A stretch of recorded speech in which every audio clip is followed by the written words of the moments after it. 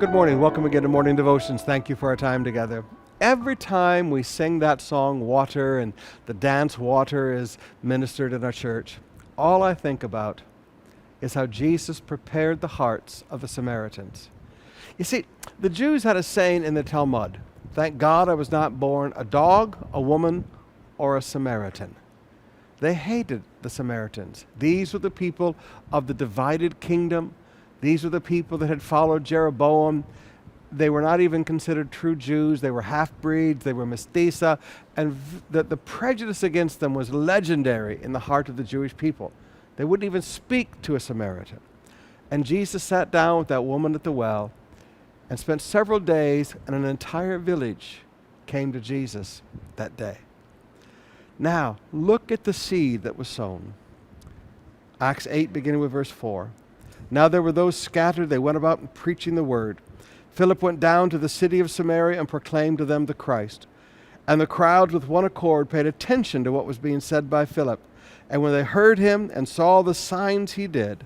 Now, brothers and sisters, a great revival broke out in Samaria. Yes, Philip was the instrument, but the seed had been sown by Jesus in that Samaritan village years before. That seed had been sown by Jesus as he spent time with an entire village, and he showed people that as the Christ, he loved everybody. Now when Philip goes down there and begins to preach about this man that they had heard about, an entire city comes to Christ and a great revival breaks out. Now here's the lesson I want you to see. Many of you are seed sowers. You go into the province. You share with your families.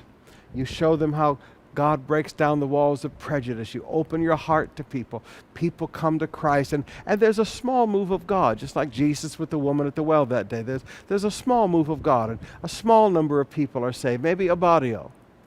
But as they begin to talk, later a crusade comes into town, and a huge harvest of souls takes place. But it all started with a seed that was sown. Some of you, you do the crusades. Some of you, you're like Jesus with the woman at the well. You're sowing the seed that later will burst into full revival.